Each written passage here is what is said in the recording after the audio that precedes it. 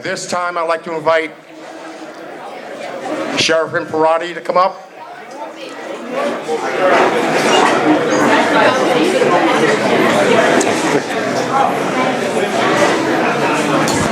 Good morning, everyone. If you could all rise.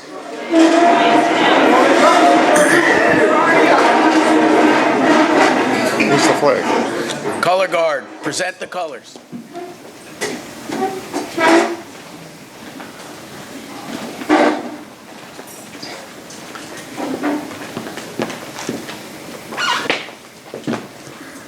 I pledge allegiance to the flag of the United States of America and to the republic for which it stands, one nation, under God, indivisible, with liberty and justice for all. Born and unborn. A moment of silence for the men and women that are fighting for our freedom that were here today. Never forget September 11th, and always remember that special someone that can't be with us today.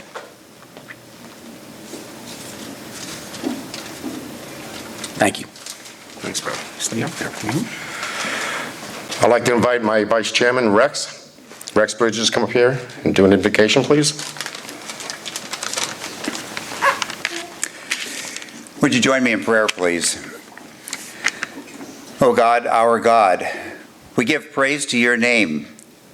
You are the sovereign creator of all that there is, the sun, the moon, the stars, the earth, and all that is in it.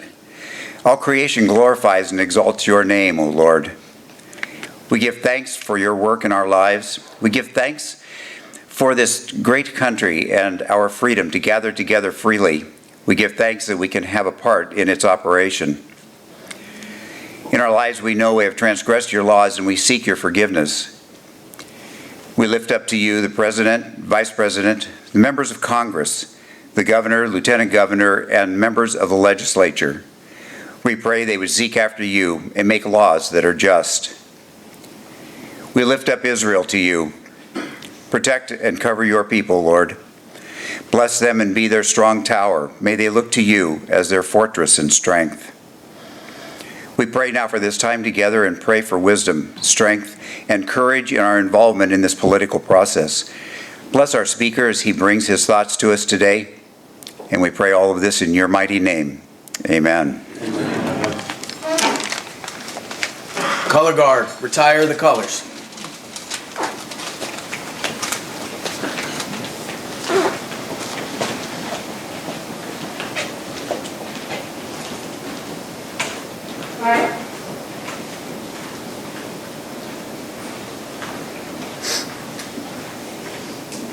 All set, brother. Thank you. Thank you, Sheriff. And thank you to the color guard. Let's hear it for them, guys. They're always there for us.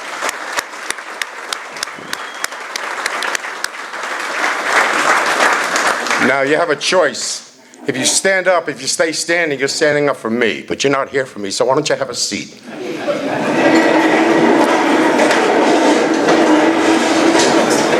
I'm going to make these comments pretty brief.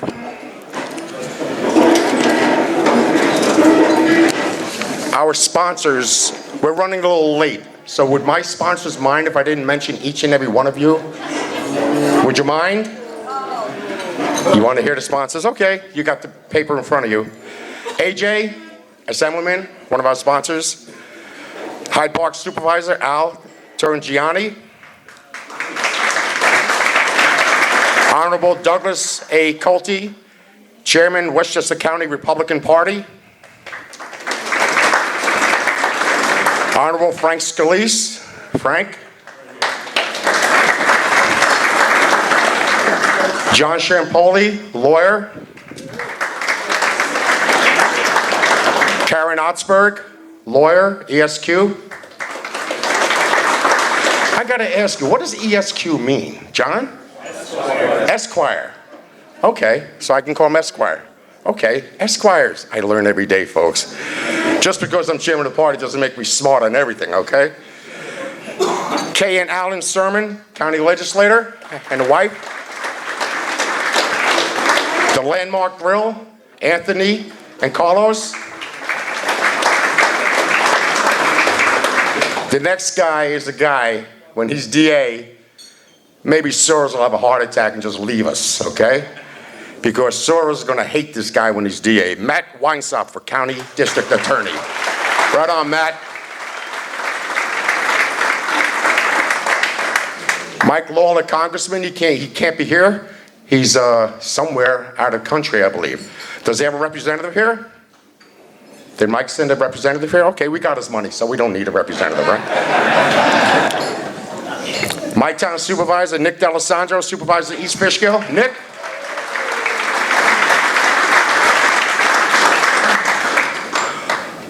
Some people only go by one name. You had Elvis, Liza, Judy, and we have Ola. Ola, she's running for Pleasant Valley Supervisor. I don't know if she's here, but she will be. Orange County Conservative Party Chair, Grace, and the Orange County Conservative Party, thank you for the donation right over there. She's the new chairman. Paul Niederkorn, Conservative Party Committeeman. Sheriff Kirk DeParati, we know who he is. Sue Serino, I know Susie's here somewhere. Hi, Susie.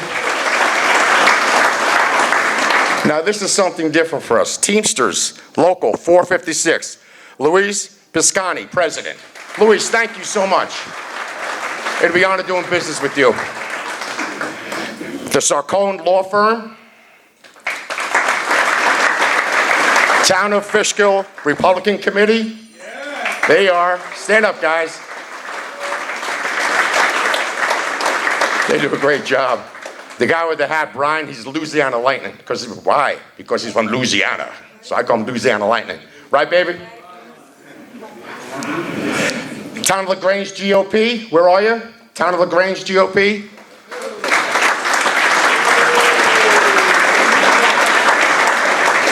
Last but not least, Town of Poughkeepsie GOP. Where are you? And on the bottom of that it says, America first always. And I really mean that. And it's gonna lead me into just making a couple of comments. It's hard to be humorous. And you know, I'm a humorous type of guy. People that know me, I'm a fun guy. I can't be fun this week. And I can't be fun for the last 2 years. This country's in a rat hole. This whole world is in a rat hole. You got people hating Jews. Colleges accepting money, taxpayer money, and funding from us taxpayers to go pro-Palestine and hate the Jews. I offered to my elected officials to get the ball rolling, to take their damn funding away. Get the funding out of these damn schools. Let the parents pay for it. And on that, real quick note, I know a lot of you people don't realize what we do as a conservative party. Well, I made a comment at my last reorganization meeting, which I won, that my cell phone is on charge five times a day. And it's true. It's constant. People, candidates reaching out to me. People that want to run for office reaching out to me. People that are pissed off seeing Democrats on the conservative line for Supreme Court judge. They're calling me up and emailing me. So we do a lot of work. We're fighting the fight, and we want you to join us. We know most of you are Republicans. I do have two commitment tables over here. My buddy Steve Gallagher came down from, there he is, from Wayne County. He's the chairman of Wayne County. He's my smoking buddy, cigars. He wanted to make this event, so I said, come on, we'll take you in. We got to fight this together. We're not going to win separated. I was hoping Mark was going to be here. I don't know if Mark is here. Molinaro. He's on his way. I told him to come here. We know he doesn't represent us, but in the way he does, we got him to where he is. Right. All right? He wouldn't have been a mayor without us. He wouldn't have been a county executive without us. He would be nothing without us. And I remind him of that. I want him to talk about, when he gets here, I want him to talk about his hand in getting the new Speaker of the House from Louisiana. And some of you people are going to be surprised because many of you called him a lot of names. He's a rhino, he's a this, he's a that, he did this, he did that. Yeah, I mean, we're not Jesus. You know, these guys are in office. They're not God, they're not Jesus. Yeah, they're going to make some decisions that we don't like. but you're going to like that one decision that he helped happen in Washington. Not only has the Conservative Party flipped Washington, it was the Conservative Party candidates that won Congress. Without our endorsement, Nancy Pelosi would still be your Speaker of the House. I just want you guys to realize that we work. Rob will tell you from LaGrange. John will tell you. County Exec will tell you. We work. We just don't give out the line. We interviewed over 120 candidates this year. My executive committee, 120 candidates, countywide. We endorsed 87. We had to pull one because he ended up going with the Democrats. So he pulled his endorsement because that's oil and vinegar. Democrats and conservatives don't mix too well. So we endorsed 86 candidates. That was roughly 9 days, either at a location where everyone had to eat. They were there 8 or 9 hours. And then we have a meeting on who we're going to endorse. I just want to give you a little heads up on how it works. So you just don't see that C line. Oh, look, they got it. There's a lot of work behind that C line. And then it's my job and my secretary's job to do legal paperwork. Wilson Bakulis. A short story, my grandfather's responsible for Malcolm Wilson, and Wilson Bakula is there. He helped him get in politics in Yonkers many years ago. So then we have to do this authorization. Now, some of you know about it. I'm sure Rob knows about it. Some of you other guys know about the authorization forms that we have to fill out. And if they are not right, those candidates do not get the endorsement. So there's a lot of work. That went from January to March of this year with my executive committee doing those interviews. Not everyone got the endorsement. I understand that. I hope you guys understand certain things, certain reasons why we do it. But for the most part, we're on the same page, the Republican and conservatives. Definitely not the damn Democrats. They are in a world of their own. They are Democrat socialists. And if any of you read the letter that's being sent out to all conservatives in your town, and also countywide, I believe Matt is sending one out, and Joe Agito's sending one out, I call them what they are. And I can do that, because I'm not running for office. I'll give them my address. I'll give them my damn phone number. Come and get me. I know a lot of you candidates can't talk the way I talk. I'll talk for you. I can't stand the Democrat Socialist Party. They are despicable. And we cannot vote for any of them on any level, even dog catcher. If you see a Democrat run for dog catcher in your town, don't vote for him. Because the vote for any Democrat is the vote for Pelosi, Hochul, and those bunch of idiots down in Washington and Albany and what they're trying to do to us. So keep that in mind. I know I'm preaching to the choir for the most part. We have new committeemen, 2 tables of committeemen, my county committeemen out of here. Reach out to your friends. Get them to vote the right way. Please, everyone is watching Dutchess County. We're the diamond in the rough here. And Orange County is our ally. And Putnam County is our ally. So we're trying to develop allies and trying to save what we can of this mess that is hitting us. So listen, we're going to eat. And Joe's on his way up. He's in traffic. I see my wife is here, so now I can get the day going. Listen, it's Sean Marie Levine, the former executive director, gave my wife appropriate name, Saint Marie.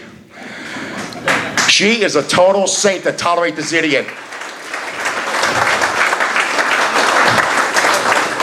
Without her, I wouldn't be fighting for my grandchildren right now. And I'm fighting for their damn life in this country. And every one of you better feel the same way. I hope we're all together on that. We're fighting for them. Okay, so let's eat. Let's have a good time. And Joe's going to be speaking in about 45 minutes or so. Okay? Thank you all. God bless you. There's a couple other people in the audience I'd like to recognize, if I could, please. From Ulster County, Jack Hayes, the chairman of the Conservative Party in Ulster County. Jack. Compton, Spain, and James Maxwell from Putnam County. They're here. I know they're here. I already introduced Grace and Nunes, Jenny. So, how we doing, folks? We doing okay? I don't hear you. Are we all right? All right. At this time, I set it up for him before, and I know he's got to get on the road and help some candidates campaign. So what I like to do is introduce somebody who I kind of smack in the head when he does something wrong. And he'll tell you that. Affectionately, I smack him in the head. I treat this guy like I would my own son. And it's still the same today, even though he doesn't represent Dutchess County. But he'll always be a part of Dutchess County. As long as I'm chairman, he's always going to be a part of us. Mark, where are you? Mark Molinaro. Here he is. Now, I owed him about 5 smacks upside the back of the head, but since he did what he did down in Washington, I took him out.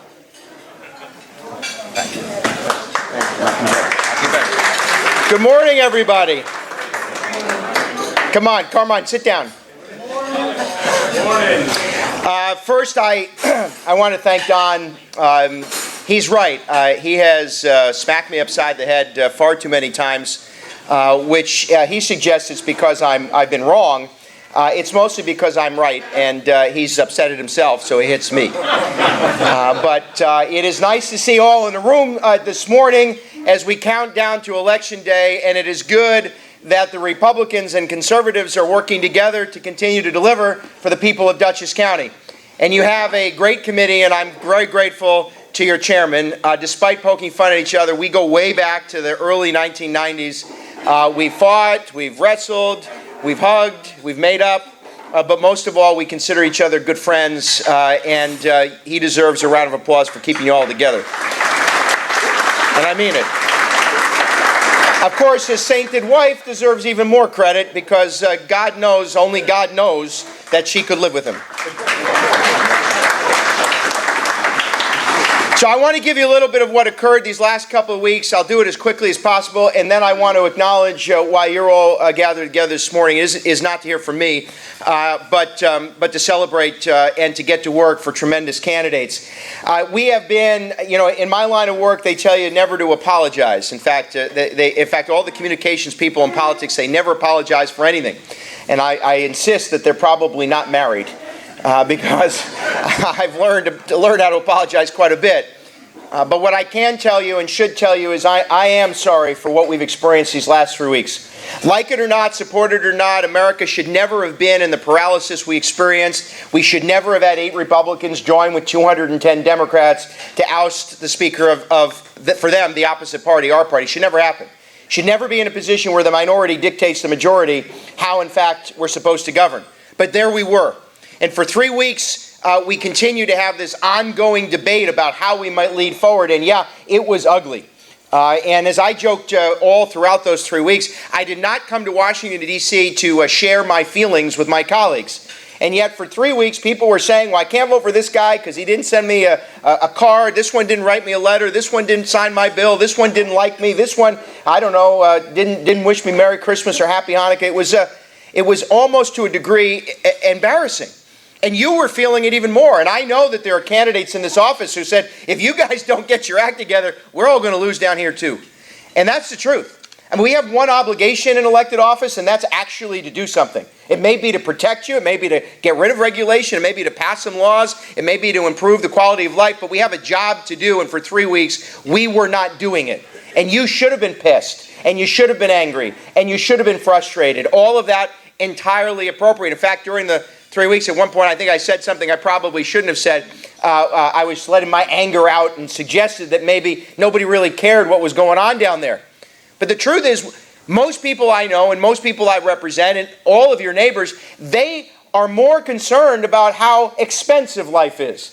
They're more concerned about how they're going to pay their bills, why they're running up their credit cards. They're more concerned that mortgage rates are sky high. They're more concerned that we have Democrats in office who think it's okay to undermine and dismiss law enforcement. They're concerned that we don't, as a nation, protect our border and secure our national sovereignty. They're concerned that China and Russia and Iran are taking advantage of Americans. They're concerned about all these things, not about a bunch of grown men and women expressing their emotions to one another behind closed doors.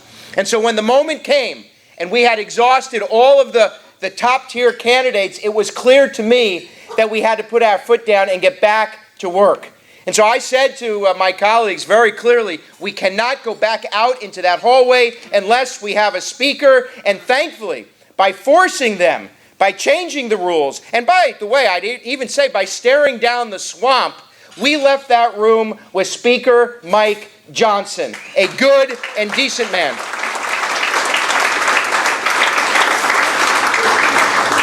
As all of you know, there's no way we're going to agree on everything. In fact, as Don will tell you, that most of the time we don't agree on anything.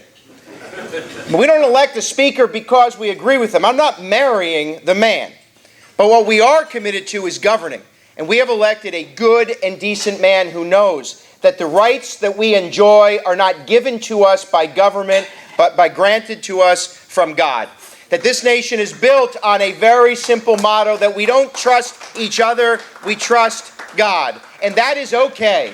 It is okay in a nation to celebrate our founding principles. And we have a man who understands that left and right and center, we all have to work toward the common goal. And the common goal has to be assured that America is better when we are stronger. And America is weaker today than we were 4 years ago. Whether it is our economy, the president celebrates the great economy, all these wonderful jobs, but he ignores the fact that every day Americans are working 2 and 3 jobs to pay their bills because prices are too high, because he forced trillions of your dollars into the economy, driving up the cost of groceries and gas and electricity. He thinks it's okay to continue to force policies that make it more expensive on Americans while we have to work harder to pay our mortgages. That, for them, is strength. They think that America is strong despite the fact that we had an embarrassing retreat from Afghanistan where men and women who poured out their lives, gave their lives, were sent to defend for themselves. And then we watched a spy balloon cross the countryside, pretending as if it was, here to check the weather. When we know that it was China invading our sovereignty and the president just sort of shirked and looked the other way. They think America is stronger when we give aid and comfort to Iran, Russia, and China. They are an axis of evil. They are not our friends. And America is best when we are strongest to them. And then, in paralysis, when our greatest ally in the world, Israel, attacked by Hamas, terrorist attacks, act of war, to give any comfort to anyone who thinks that that is acceptable in this world is a grave mistake. And to not be able to say to college kids and college professors and socialists across this country that no, there is not moral equivalency between what Israel is doing to defend itself and its people and what Hamas and yes, Palestine has allowed to occur, the beheading of children, the raping of women, the murdering of innocent people. There is no equivalency, and America must stand firmly, strongly, side by side with our friends in Israel. That isn't strong. And so I'm going to wrap this up by telling you that we certainly should be judged by the last 3 weeks. But we better be judged by all the weeks that follow. Our capacity to build up again, to extol for the world, to show the world what America truly means. That we are the land of opportunity because of brave men and women. That we believe in fundamental rights that are given to us by God, and our government is meant to protect those rights. And that we will not allow the trampling of not only our Second Amendment rights, but our First Amendment rights. And by the way, that is going to be on full display and on the front lines a week from now. In every local community around this country and in communities around Dutchess County, you are going to go to the polls. And this isn't good enough. I think it's great that Don has been able to convince you all it's important to come to brunch on a Sunday morning. But if you're not leaving here to go back out to tell your friends that you got to vote, then people like Sue Serino can't win with 60%. She only won 58%. But we want her to win with even more. But if you don't leave here and go out and tell friends and family, and by the way, even those who don't share your party affiliation, how important it is to get out and vote for a team of people who care deeply about this community, we're going to see the continuing weakening of our community. And so listen, if you believe that Albany's cashless bail is undermining law enforcement and making us less safe, then you have to vote for Matt Weishaupt for district attorney. And if you think, and I'm going to say this to my friends because some of you in this room weren't all that great to him when he first launched his campaign. And I'm going to call it out for what it is. If you think for 1 second a Democrat is going to tell the governor of the state of New York and the Democratic-led state assembly and Senate that they should somehow repeal and reform cashless bail, you are mistaken. If you think that they're going to tell the president and Democrats like my good friend who represents most of this county that they have to secure the border, I got another thing coming. I got a bridge in New York to sell you. It's called the Tappan Zee.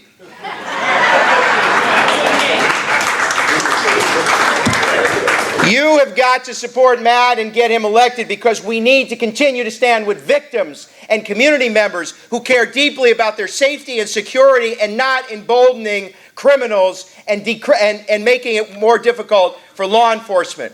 You have never had a more decent, more honest, more caring individual as county clerk than Brad Kendall ever in the history of Dutchess County. This is a man who on a Sunday afternoon is fixing the time clock himself. I mean, because employees don't like it so much, but we did. It saved us a few dollars. This is a man who understands that the office of county clerk isn't some social experiment. It's about providing basic services to people. He's the front porch of Dutchess County. And by the way, over the course of the last decade when he served, it's gotten better, more efficient, more effective. But most importantly, great customer service. They understand who they work for. You don't change a good thing when it's going pretty damn well, and Brad Kendall's been doing it pretty damn well. And I know my friend, and I understand my friend Greg Pulver's not here, but he has led a tremendous county legislature. Yes, under great leadership before from my friend Rob Rollison. I had to make up for him. I poked at him a few months ago. He was a good chairman too, nearly as good as Chairman Brad Kendall. But they're my good friends. But Greg Pulver and the Republican majority, led by the majority leader Will Truitt, has not only enhanced the way in which we do business in this county for nearly a decade, worked with the county executive to lower county property taxes. Last year, largest county tax levy reduction in the history of Dutchess County. Sales tax reductions, more efficient county government, growing the economy. Dutchess County, by the way, is an efficient model of great government service. Just look around the state. When I left, when some of my friends left the office of county executive, all of a sudden, there were lawsuits and criminal activity and things that oh, sure, really convenient. All of a sudden, when I left, you continue to have the most effective county government in the state of New York, and it's because of the leadership of Republicans and the Republican legislature. Get them elected. And to land this plane, Don, you knew I wasn't going to be brief. To land this plane, I want to thank Bill O'Neill. He deserves a great deal of credit. He has been the steady hand on county government before he was county executive, and he has guided this ship to the ultimate landing in another week. He deserves a round of applause.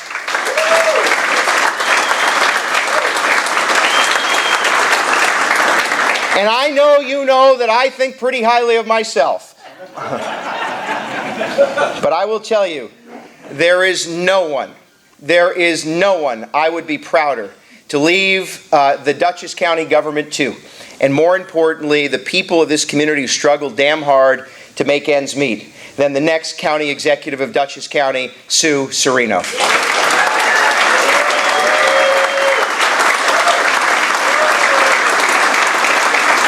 You don't need me to tell you why she listens to everybody. In fact, I wish she listened to a fewer people. But she listens to everyone.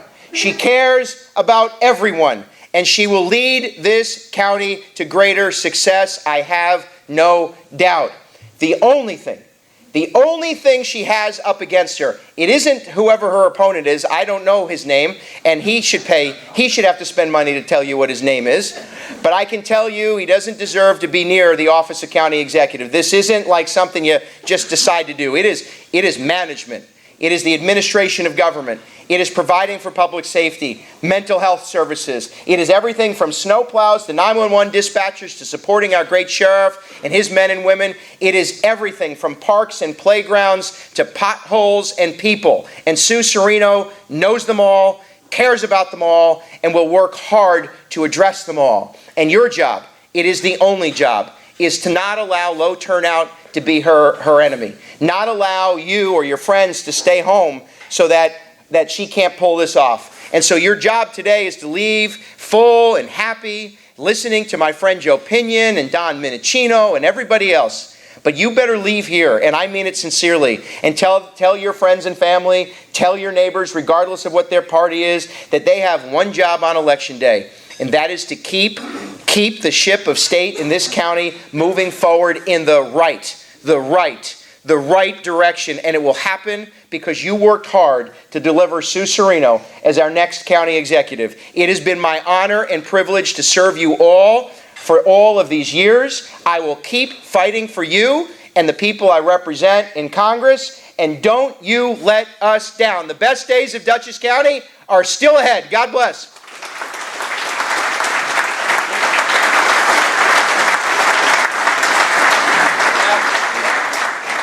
We have a couple more people that I fail to recognize, and there's one couple here that is very, we talked about history. There's only a few people in this room that know the Dutchess County history as much as I do. Bran Kendall, Terry, my treasurer, Mary Kay, and Doug McCool at my table over here. Please stand up, guys. Please stand up. When we sit and talk, we know the history. And I invite all the youngins, the Joey, the Willie. I teach Willie. I try to teach Willie as much as I can, but he says, okay, enough of the old man. You can learn off us. We have more experience in one toenail than most of you guys have in your whole body. We've been involved with Dutchess County politics, right, Doug? We didn't always agree, but at the end, most of the time, that's right, Doug. But when push came to shove, when it came to November, we won. And that's what I want to continue to happen. So you youngins out there, feel free to call me up. Call Doug up. Call Brad Kendall up. Brad and I talk about the days in the early 90s. You got to know the history. When you know the history of politics in Dutchess County, you'll be a lot better politician. Believe me, you will. And there's a couple of books you should read also. Required reading. Joe Diaguardi, The Unaccountable Congress. He wrote it about 20 years ago, but if you read it now, it hasn't changed. If you have $1 and you spend $5, you're going to be in trouble someday. That was his book, The Unaccountable Congress. I invite every one of you to go on Amazon and get that book and read it. If you're in office in charge of budgets, you got to read that book, okay? Who did I leave out? Andrew Davis. So we have a new state executive director. My state chairman can't be here because he figured taking his wife to the airport was more important than being with me. I can understand that. So my state chairman can't be here. Andrew, would you come up, say a couple of words, please? Andrew Davis.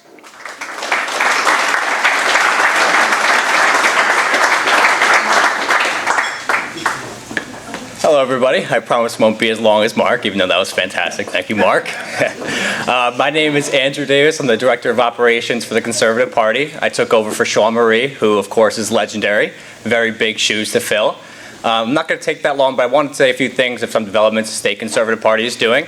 Right now, we're currently running 3 ads all over social media. We're running ones in Long Island, New York City, and, of course, the Hudson Valley.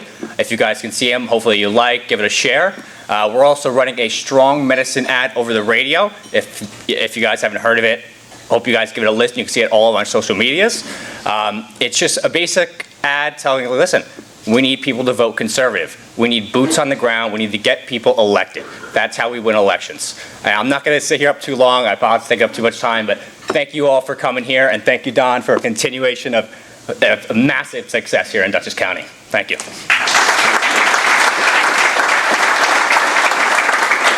Thanks, Andy. Where's Judge Agito? Is he here? Judge Agito, stand up. He's also on the ticket, the countywide ticket, the judge. Now, I mentioned Joe Diaguardi before. I wanted him to come up. He's friends with John Sarcone, but I guess he couldn't make it. Joe's Albanian. And we know what's going on in the Middle East had been happening with the Albanians many years prior to that, with ethnic cleansing, so forth and so on. I was hoping he could be here to talk about it. And, well, we have the head of the Albanian in New York State, the Albanian Association in New York State, Paul. Paul, stand up, please. He's an ally. He came up from the Bronx. Thank you, Paul. He came up from the Bronx. The Bronx. I think I hit everybody here. Yep, I got everybody.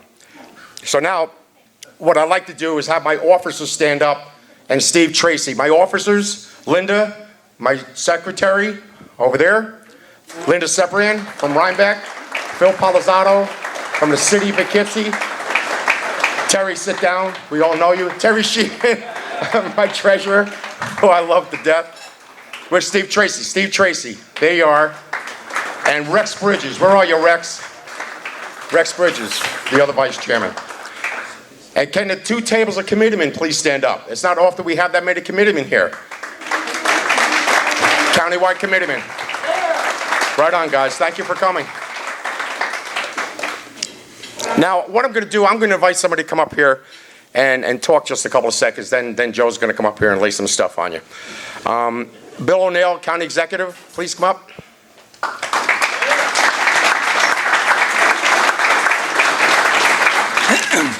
Well, good morning, or good afternoon, I guess. I am not running for office, and so my remarks will be brief, unlike some people. I do want to say, though, Mark gave us a little bit of a flavor for what's happening in Washington, and it is dysfunctional and disgraceful. But here in Dutchess County, we continue to run a good job across the board, and you've seen it in the people who are running for office. We're doing things right here. And the good news is that we've sent Mark to Washington, and he's already started to fix it.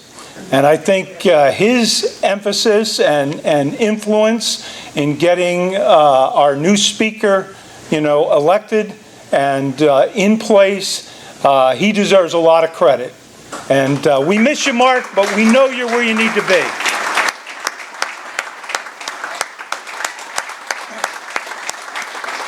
So thank you. Really, from the bottom of my heart, thank you. It is wonderful to be here this morning at the annual Conservative Brunch, and I want to thank Don Minichino for his stellar leadership and also for his friendship. And Don, you're doing a great job, and thank you so much. I would also like to thank Joe Pinion for gracing us with his presence this morning on this fine, albeit rainy, morning here in Dutchess County. But I also want to thank you for your bold stance that you took in last year's election. You may not have won, but you made a statement, and I think that's what we need. Certainly we're seeing now we need more statements about what we should be, what we should stand for, and you have done that, and I have no doubt in the future you will continue to do that. And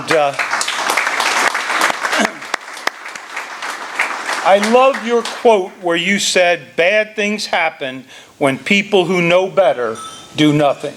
And we thank you, really. So this morning, as the County Executive of Dutchess County, I would like to present you with a token of our appreciation. As the County Executive, I get to do proclamations. And so I have a proclamation here that says, William F.X. O'Neill proclaims that October 29th, 2023, to be Joseph Pinion III Day in Dutchess County. Joe, come on up. The microphone's yours.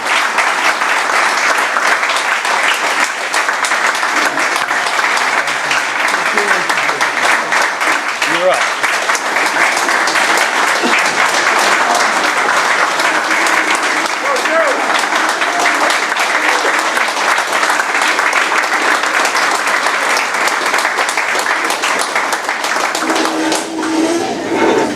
Well, that's a little unexpected.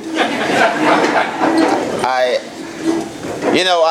come from a family where if you use 5 words and you can use 10, you're just being lazy. But look, I am truly grateful. I'm humbled by this gesture from your county executive.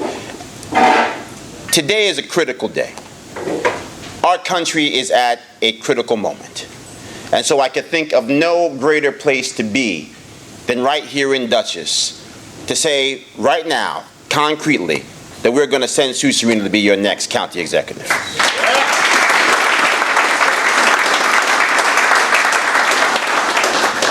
And say yes, as this wonderful, bold poster here shows, I'm the crazy guy who quit his job at Newsmax to run for U.S. Senate against one Charles Ellis Schumer. I made my mother cry. I made my poor girlfriend want to pull her hair out. But we did it anyway. Because as I told my mom when I went back to Yonkers and informed her of that decision, as the same thing I told Mr. Ruddy about the opportunity of a lifetime to be at Newsmax, there's some things in life worse than not having your own TV show. It's called not having the country. And we were on the precipice.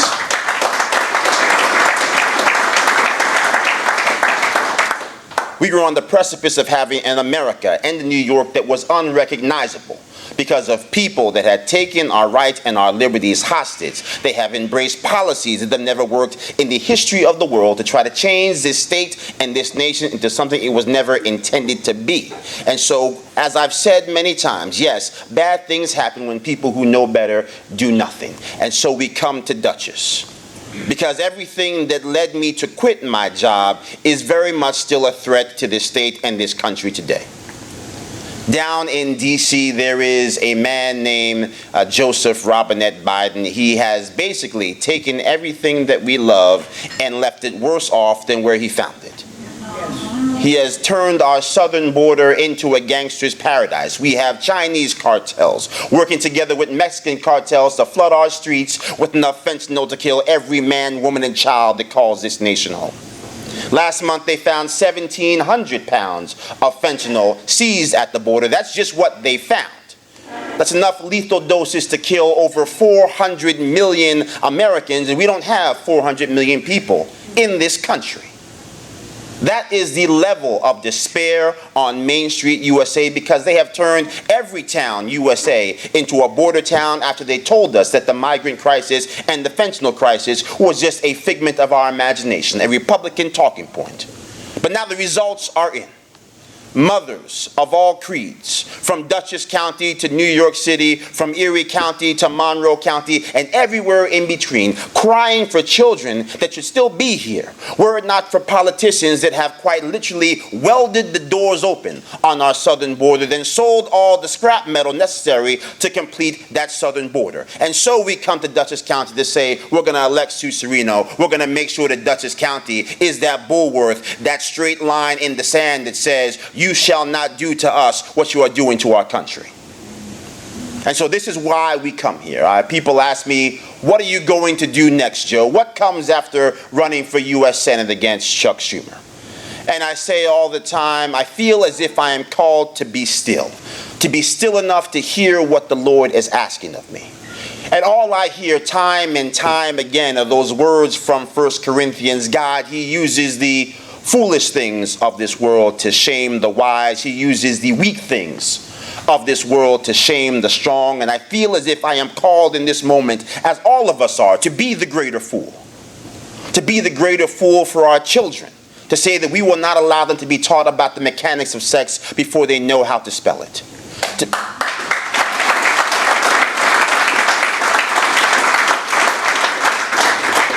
To be the greater fool, to stand against those who want to mutilate our children, who can't even actually consent to take an aspirin, and then say that we're going to call it progress. Not on our watch, not in this time. Dutchess County points the way.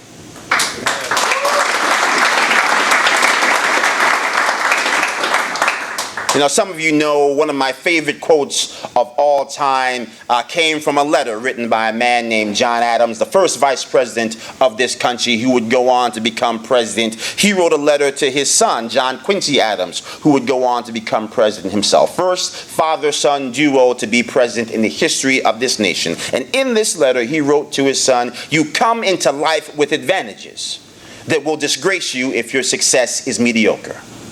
Now, many of you know my story. I wouldn't be standing here were it not for a mother that mortgaged her own happiness for me to be able to stand here before you. I have a grandmother that put the Bible in my crib, the fear of God in my spirit. But the greatest advantage that we all share right now in this room, in this moment, is being right here, born, living, and breathing in the United States of America.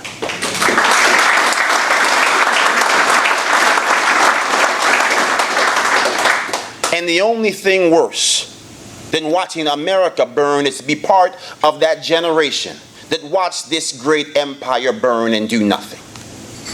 And so we are here in Dutchess County to say that it is your county legislature that is the last line of defense when they decide down in Albany that they're going to try to turn your county into a sanctuary county. It is the last line of defense, your county executive, your county legislature, your judges that have the ability to say that we will not stand idly by while they elevate the needs of the criminal over the safety and concern of the common man, because they have turned our justice system into a vessel for injustice by making it a revolving corridor of doom for those law-abiding citizens who do the most. Not on our watch, and that is why we are here in Dutchess to say we're going to do things differently. We're going to remember that founding ethos. A nation that says no to the tyranny of one-party rule. A nation that says that we will protect minority rights, the ultimate minority, not the color of your skin, but your individual God-given rights. Established here in this nation by men who had the vision for what came tomorrow. We, the people of the United States, in order to form a more perfect union, establish justice, ensure domestic tranquility, provide for the common defense. That starts with each and every single one of us, because the cavalry is not coming. We are the cavalry collectively today here in this room, and we are going to be the decision, not just the decision makers, but also the difference makers. And give yourselves a hand of applause, because thank you. Today, we're going to get this done.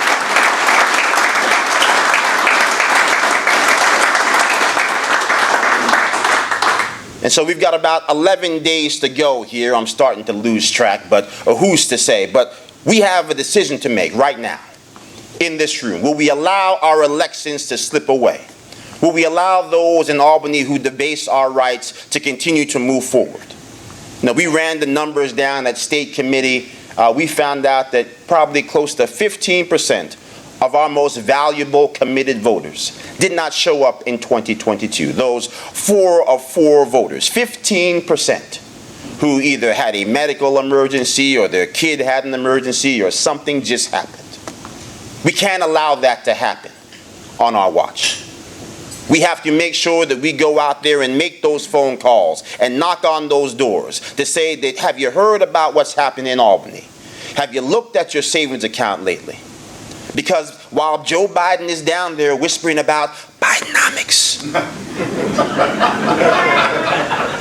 all of us are experiencing something much, much worse. 500,000 Americans trying to hide their car from the repo man because they are 60 days behind on their car payments. Highest level of defaults since 2006, higher than the Great Recession. Seniors who have watched their savings account emptied out. $5.5 trillion missing because they printed a bunch of money down in D.C. like drunken sailors, and they don't want to stop. This is not the America that was promised. This is failure by design brought to us by people who actually truly believe that they must destroy America and remake it in their own image. We are not destroying America to make it in the image of one party. We are going to save America to remind every single person that we were made and designed in the image of God, right here in Dutchess County, and we're going to do it with all your help.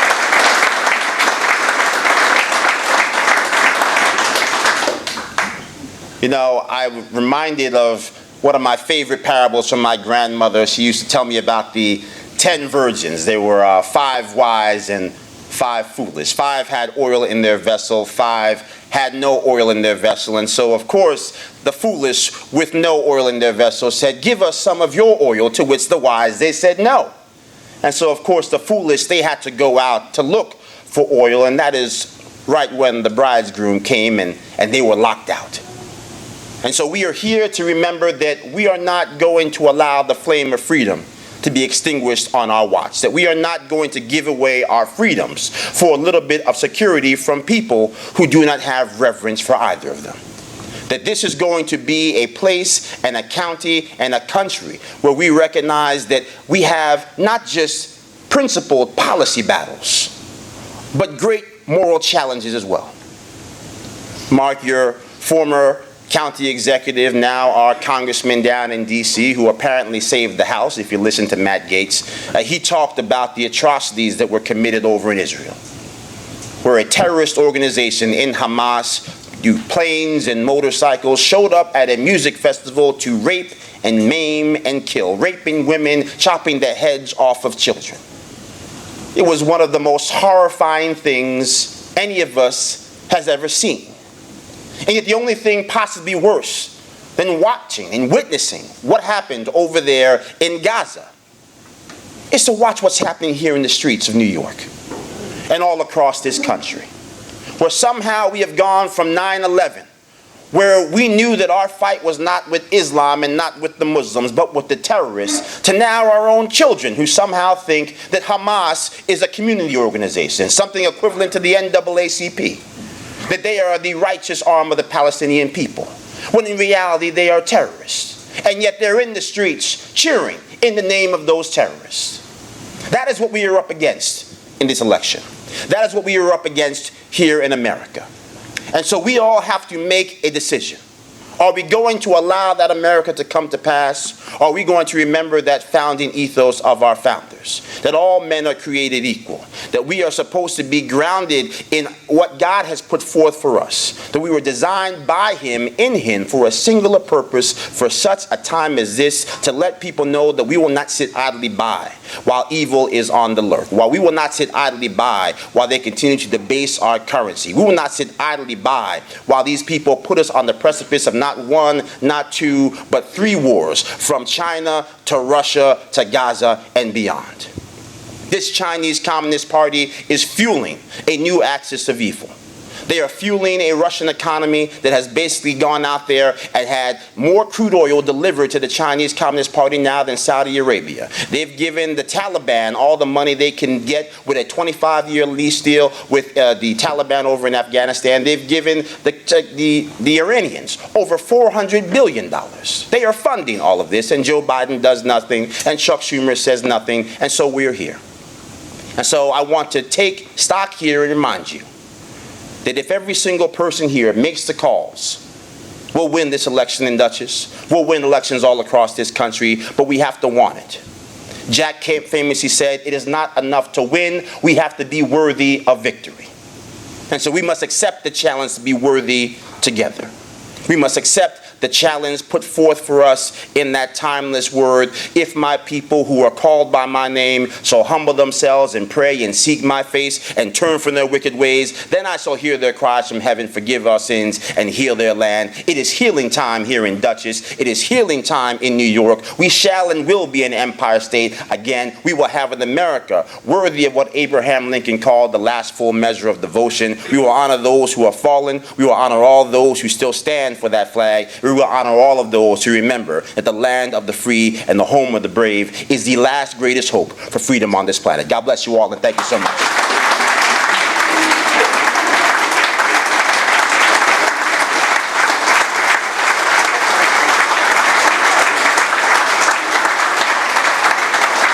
Joe Pinion, ladies and gentlemen. My buddy. I love you, Joe. You know, it's unfortunate in politics. Sometimes when a person runs for office, statewide or whatever, and they don't pull it off, and they don't win the votes to get into office, people forget about them. I haven't. I'm still in touch with you. I'm still in touch with Rodriguez. I'm still in touch with Rob Astorino. I do not forget what these guys did for us, and neither of you guys should either. And I know you haven't forgotten by the turnout that I have here today. This is quite a turnout. Thank you so much. Thank you, Joe.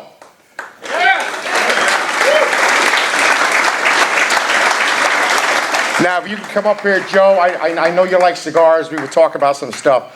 So I had my vice chairman do a little something for you. Come on up, Joe. You're killing me. There you go. For you, from us. Thank you. Thank you for coming here.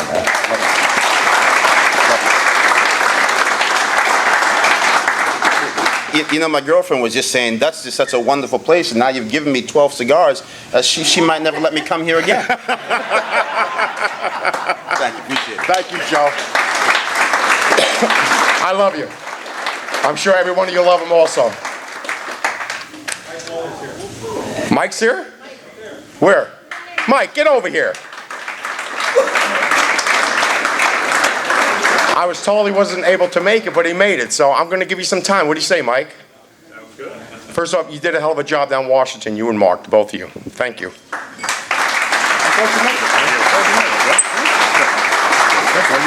Thank you. Well, good afternoon, everyone. How's everyone doing today? Good. Good? Come on, you can be a little more enthusiastic than that. Well, I want to first start by thanking everyone for their support last year. Without the Dutchess County Conservative Party and the Conservative Party here in New York State, we would not have a House Republican majority. And because of the work that we did together, we won 11 seats out of New York's 26 congressional seats and single-handedly delivered that House Republican majority. So thank you all for your support last year.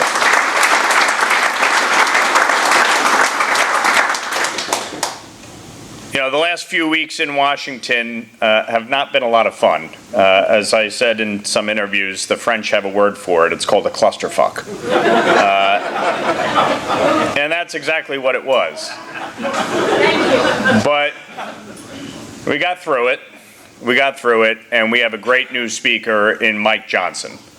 And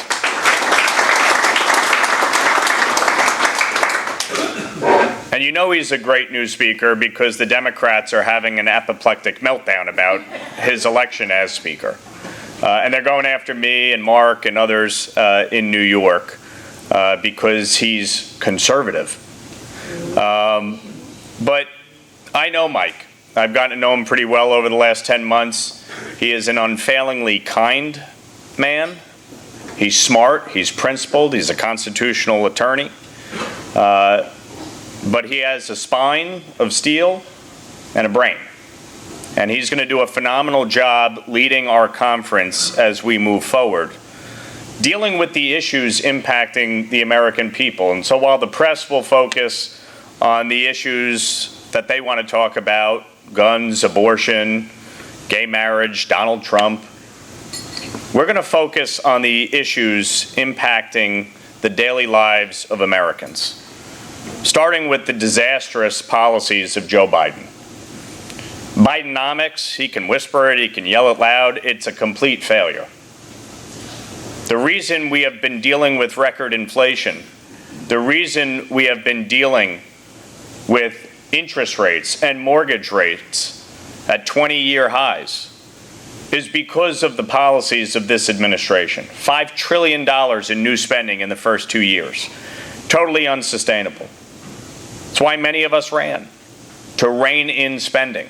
And that is exactly what we are doing going through the appropriations process. We're going to complete our work, now that we're back to work. We're going to complete it.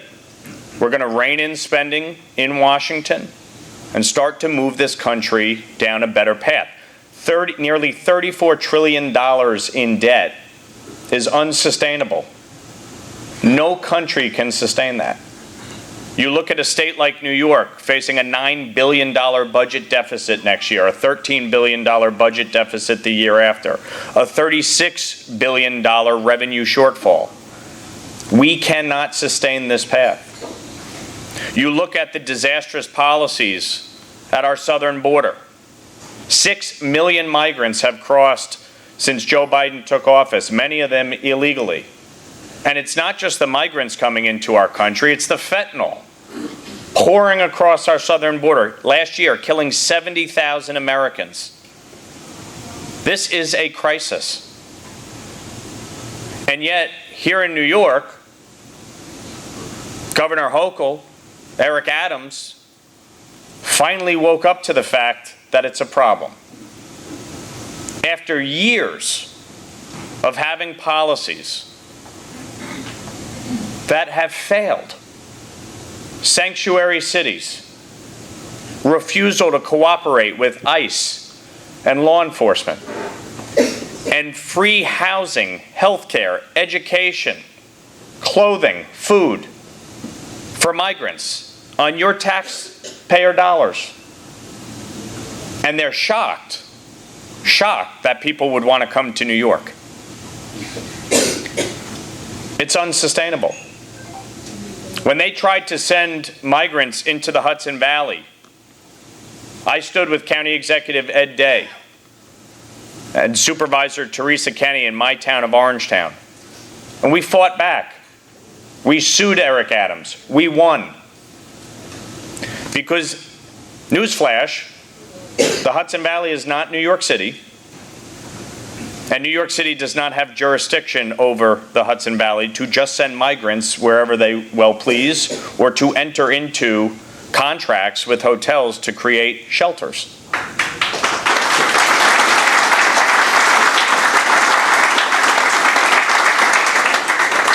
House Republicans passed H.R. 2 earlier this year. Now, when President Biden came to Westchester to try and put pressure on me during the debt ceiling negotiations, and came and all the Democrats were there, I was the only Republican there. The White House called, they said, President Biden's coming to your district, you know, he's going to talk about the debt ceiling. I said, okay. I said, am I invited? They were stunned. They were like, well, you know he's going to attack Republicans. I said, uh-huh. And they said, well, you know, I said, if he's coming to my district and it's an official event, I'm going to be there. So I showed up. President asked to meet with me privately. Sat down with him. He said, appreciate you coming. I'm not going to attack you. It's, you know, nobody shows up anymore, so I appreciate that you showed up. I said, no, my pleasure, Mr. President. I said, well, I want to talk to you about two issues. And we talked about the debt ceiling. And I told him, negotiate with the Speaker, cut spending, cannot default. Those were my three parameters. I said, second issue is the migrant crisis. I said, New York is being overrun. Our southern border is a complete disaster. I said, we're going to pass H.R. 2, the Secure the Border Act, tomorrow. This was the day before we passed it. And I said, and all I can ask you is to please work with House Republicans to secure the border. He proceeded to take a note card out of his pocket and read me notes about border security. We need more border people. We need more court people. And I spoke to the president of Mexico yesterday, and yeah, you know. That was a verbatim conversation, by the way. So, look, we have a real crisis at our border. And I've said this many times, my wife is an immigrant. This is not about being against immigrants. It's not about being against immigration. We welcome immigrants to this country. They enrich our community. They enrich our culture. They enrich our economy. But there has to be a process. There has to be a process. You cannot continue to have tens of thousands of migrants crossing a week into this country with no plan in place, no process in place. These asylum cases are taking 2 to 3 years to be heard at minimum, and when they're finally heard, 70% are being rejected. This is absolutely unsustainable. So we are going to continue to hammer away on this issue, and through the appropriations process, as the President seeks aid for Ukraine, as the President seeks aid for others, we will make sure that we enact border security in this country. It is critically important. And when you look at what's happening in the Middle East, the fact is, you have hundreds of people who are on the terror watch list crossing through our southern border. And it's outrageous. And this administration has failed miserably to deal with it. The last thing I'll say is, when you look at the international challenges, I serve on both the House Financial Services Committee and the House Foreign Affairs Committee. There are a lot of issues that matter to our country. There's a lot of domestic issues, starting with education. These are all important issues. But serving on these two committees, I can tell you the threats and the challenges that we are facing as a country are real. They're significant. China, Russia, Iran, and North Korea have entered into an unholy alliance to undermine the United States and our allies. They're not our friends. They don't pretend to be our friends. And we need to be cognizant of that. No, we can't be nation building everywhere. No, we can't be involved in every international crisis. But I can tell you, these four countries are doing everything they can to create international crises around the globe. The Hamas terrorist attack on Israel, our greatest ally in the Middle East, the only democracy in the Middle East, a beacon of freedom and opportunity. That terrorist attack was backed by Iran. They have used Hamas and Hezbollah as proxies for years to wipe Israel off the face of the earth. When you hear members of Congress chanting "from the river to the sea," it is disturbing. Rashida Tlaib does not belong in Congress.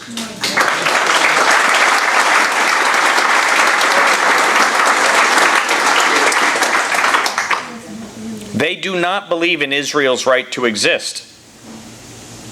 AOC, Ilhan Omar, Rashida Tlaib, Jamal Bowman. These folks are radical socialists. They subscribe to Marxism. They don't like our country. They don't support the foundation of our country, the principles, the Constitution.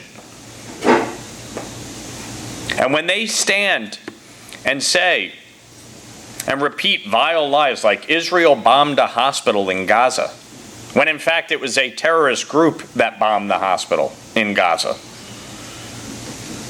it is intended to create this anti-Israel, anti-democracy push that you're seeing right now, not just around the globe, but here in the United States.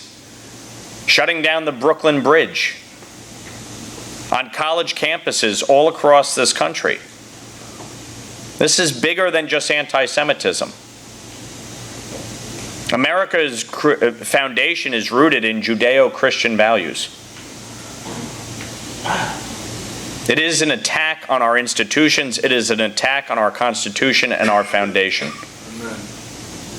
And we must push back against it forcefully, loudly, and we must stand shoulder to shoulder with allies like Israel.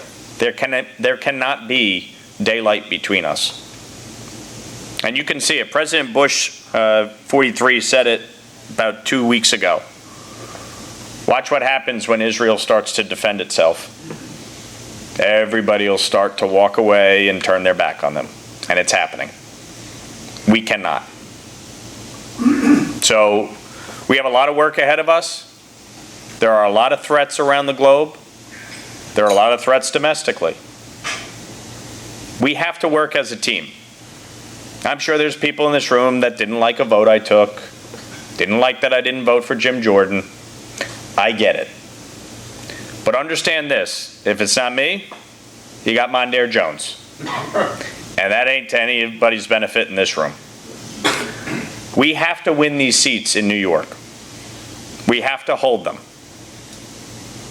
These seats are going to be the difference between having a House Republican majority in 2025 and not. The reason that we have this majority, a very slim majority, 4 seats, is because of New York and California. Why did New York and California vote in Republicans? And by the way, these aren't Republican districts. My district is a district Joe Biden won by 10 points. There's 70,000 more Democrats than Republicans. Rockland County hasn't had a Republican congressman in over 20 years. This district's home to Bill and Hillary Clinton and George Soros. This is not exactly a conservative bastion. But why did they elect us? Crime, the border crisis, affordability. People are leaving this state in droves because they don't want to live here anymore. They can't afford to live here. They're disgusted by what's happening in our education system. So we have to stick together. If you have a concern about something I did, I'm fine with that. Come talk to me. But all of us have to fight together and recognize the enemy is not in this room. Because if we're not together next year, if we're not all pushing in the same direction, then you will have Speaker Hakeem Jeffries, and that will be significantly worse than Nancy Pelosi as Speaker. Significantly.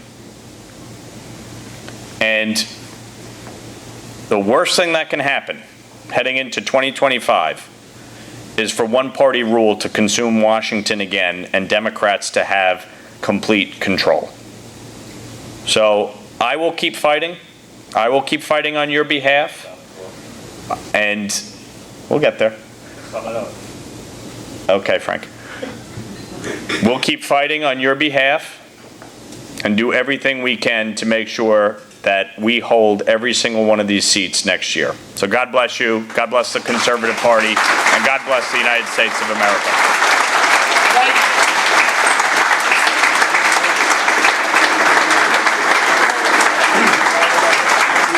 Mike Lawler, folks. He was hitting on the illegal immigrants coming in. I'd like to bring a little story up that Bill and I talk about a little bit. I kind of rub it a little bit, joking with him. He had a press conference in Fishkill about 3 months ago, was it, Bill? When they dumped some illegals up here in the town of Poughkeepsie at the Days Inn, was it, or something like that?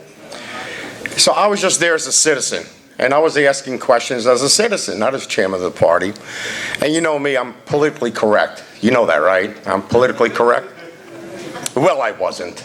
I called them what they were, illegal immigrants. Nobody else was calling them that. No other questions from the audience. I called them what it was. After the press conference, a reporter from ABC News comes over to me. And he goes to me, he says, are you a government official or something? I said, no, I'm just chairman of the Conservative Party in Dutchess County. I'm on the state executive committees. I want to interview you. That's what he says. I got to interview. So he brings the cameraman over. He interviews me. I was on the news that night, Bill. I'm sorry. I beat you out, pal. I beat you out. I was on the news that night. They left some of the clips out that I was pretty politically incorrect, but they did leave the good stuff in, like saying it's all political. Poughkeepsie is conservative. It's all political why they're here.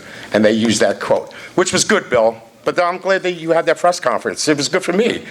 I went to one of the functions, of many functions, fundraisers, and I had a couple ladies come up to me. We saw you on TV last night. I said, you did? I'm Most Wanted? No, it was on ABC. They saw me on ABC, and they thanked me for saying what I said. I don't hold back, folks, and you shouldn't either. Call them what they are.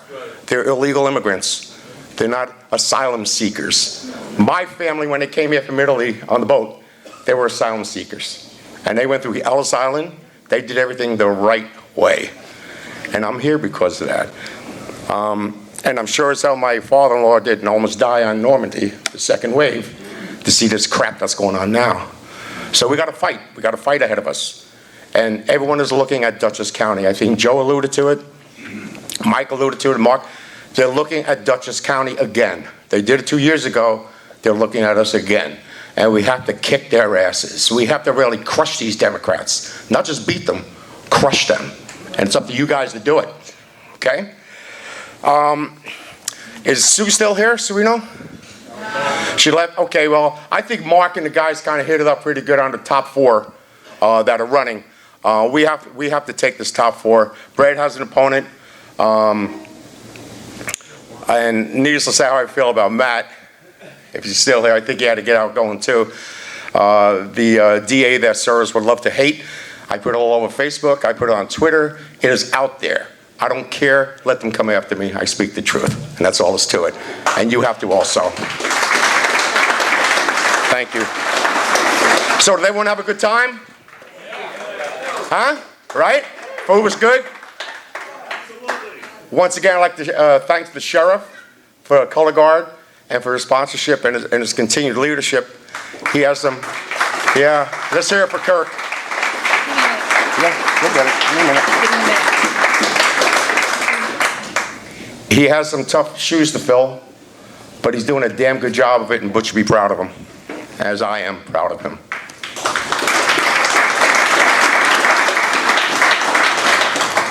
Okay, Terry, you want to talk about the auction and stuff? We have some stuff. We have some great stuff to give out. We have autographed books of Hannity. Did some autographed books too. Talk about it. Okay, yeah. Ola, can you come here a second? I'm Terry, the one that Don can't stand. Tell him my nickname. No. On each table, there is a hardcover book or a softcover book. Okay, a couple weeks ago, our secretary, Linda, came up with the idea. I was like going to get mums for the table and then just give it to somebody, whoever had the closest birthday or whatever. She says, why don't we order the Mark Levin book? The Democrats hate the Republicans. So, okay, all right, that's good. So I go to order them and I said, wait a minute. Our wonderful friend Ola has connections. So I called her up and I said, could you ask Sean Hannity if he could ask Mark Levin to send up some books to us for our brunch? She goes, sure, how many do you need? I was like, I don't know. I said, you never have a number until the day of a brunch. So I said, see if you get like 15, 20, whatever. So our wonderful Ola contacted Sean Hannity's office and they sent up Mark Levin's book, 10 of Mark Levin's and 10 of Sean Hannity's. Sean Hannity's are autographed. We were not able to get Levin's, but Levin. So Levin. I'm sorry, Levin. I'm sorry. I apologize. So before everybody gets up and leaves, anybody who has the closest birthday to today gets the book in the center of the table. So you guys figure it out. I don't want to get involved. All right. Anybody who has the closest. We'll give you 30 seconds. Okay. So anybody who has the closest birthday to today will get the book. All right. Also, too, on the back table, we have auction items. What? No. Go ahead. We'll give you, we'll give you 30 seconds. Talk among yourselves, find out who has the closest birthday to today. Could be before or after. What's that? So happy birthday to that individual. You get Mark Levin's book or Sean Hannity's book. I'll say like Paul Minichino's birthday is today. Oh, I guess Paul will win it. Okay, the silent auctions are in the back. Some people are not familiar what a silent auction is. But I want to say something. The item is priced at amount, and the suggested item to bid is there, and then you go from there. So it's not a ticketed item. You have to bid on the item, okay? And then we will go through them shortly, because I think some people want to get out of here. Some people want to just hang out and chill. Okay, go ahead, Ola. Thank you, Terry. I want to thank Congressman Mark Molinaro and Lawler for showing up. It's not only important to get Republicans and conservatives in office, but it's up to us to hold them accountable. Right now, America is not the same America that I grew up in. I supported both congressmen. So once they're in, it's our responsibility to hold them accountable where they don't fold to, as you say, the left. Because America right now, their middle is not our middle. John Sarcone. John Sarcone, you have to win. Everyone that knows me knows I'm very blunt and I'm very straightforward. There's no in the middle with me. There's no compromising, especially when it comes to our values. So thank you again for coming. Thank you, Terry. God bless. Oh, if anyone would like to write a check to the Conservative Party for $1,000, I can get them 2 signed books. Well done. I think that concludes it, but there's plenty of coffee, and it's kind of ugly out there. And we are going to do a closing prayer if you just stand by for a second. Rex, are you here?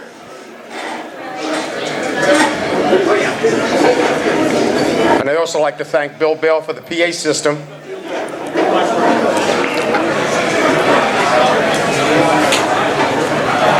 Before we go this afternoon, I do appreciate everybody being here.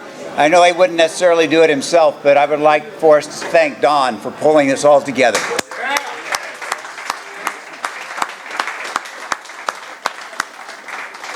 And I do expect a pay increase too because of that. We have been given a lot of good information to take from here. We are seeing the physical manifestation of a spiritual battle, and we have to look to God Almighty for our strength and our help on this. Would you join me in prayer, please? Lord, we give thanks to you, and as we go from here, we ask for your blessings on our work. We ask that good men and women will be put into office, and more importantly, we pray that we will walk with you. Amen. God bless you. Thank you, Rex. Thank you, Rex. And until next year, folks, make sure you guys get out to vote and tell everyone to get out there to vote. We have to win big time. Thank you all. Thank you, sir. I was like running.